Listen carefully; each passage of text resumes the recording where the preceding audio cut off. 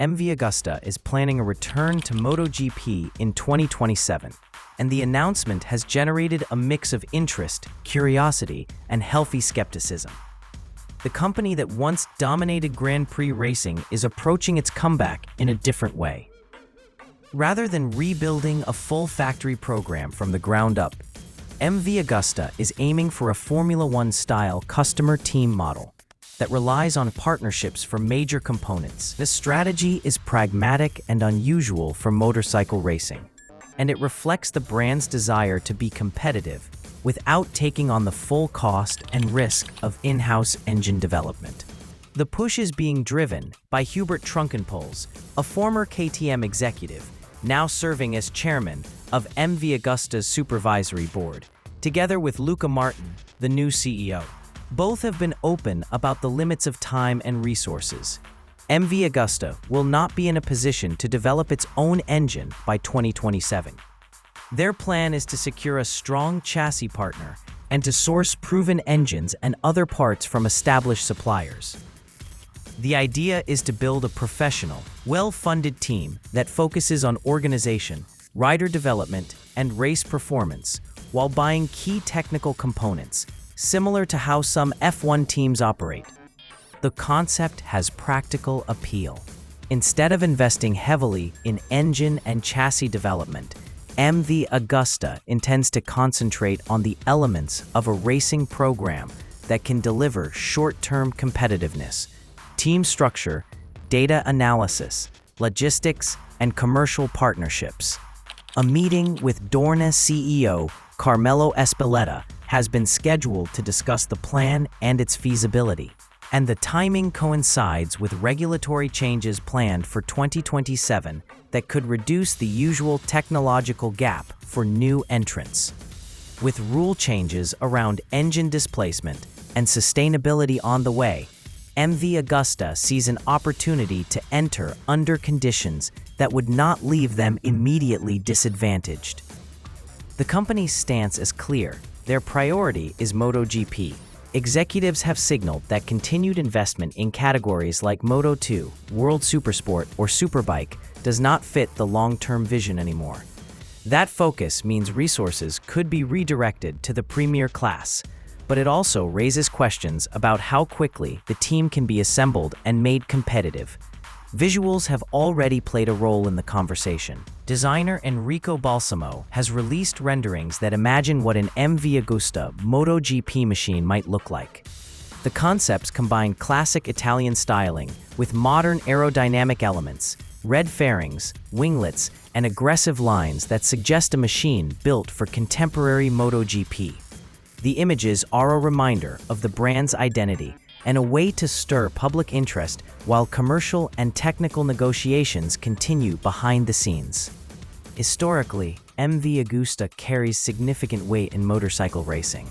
From the early 1950s through the 1970s, the marque was extraordinarily successful, collecting 38 riders' titles and 37 constructors' championships across multiple classes.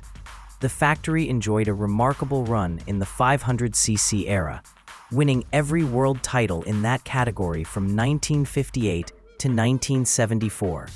Riders such as Giacomo Agostini, John Surtees, and Mike Halewood became icons riding MV Agusta machinery.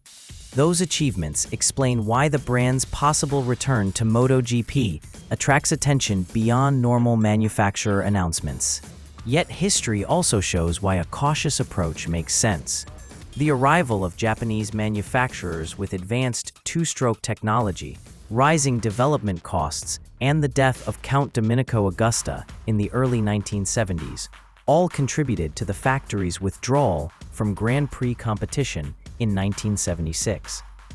Since then, MV Agusta's involvement in racing has been intermittent, including a Moto2 partnership in 2019 with Forward Racing and selective entries in World Supersport, but none of those efforts matched the old factory dominance. The proposed customer team model is a response to that changed reality. By outsourcing the most capital-intensive technical work and concentrating on team organization and strategy, MV Agusta hopes to reduce upfront risk while still aiming for competitive results. There are hard questions to answer. Which manufacturer will supply engines? Who will be the chassis partner? How will the team recruit experienced engineers and riders? And can the commercial model secure sustainable funding over multiple seasons? The recent experiences of other manufacturers underline how hard MotoGP can be. Success on track does not always translate into a viable long-term program. If MV Agusta can assemble the right partnerships and funding, the plan could allow the brand to re-enter MotoGP as a serious competitor more quickly than a full factory rebuild would permit. The key investments may be in people, engineers who turn data into performance, mechanics who ensure consistency, and managers who create a stable operational platform. Those elements often decide whether a team can convert components into race wins. What MV Agusta is proposing is a strategic gamble rather than a sentimental return. It acknowledges limitations, leans on partnerships, and seeks to exploit a regulatory moment that could level the field for newcomers. Whether the plan succeeds will depend on negotiations with suppliers, the quality of the commercial backing, and how quickly the team can turn assembled parts into reliable race performance. For fans and commentators, the prospect of seeing MV Agusta back in MotoGP in 2027 is significant, precisely because the brand's past achievements give it a unique standing in the sport. Whether that history can be translated into present-day competitiveness remains to be seen, but the effort will be watched closely by supporters, rivals, and industry observers alike. If you loved this deep dive and want more updates on MV Agusta's comeback and other MotoGP stories, please like this video, share it with fellow fans, and subscribe to the channel. Your support keeps these stories coming.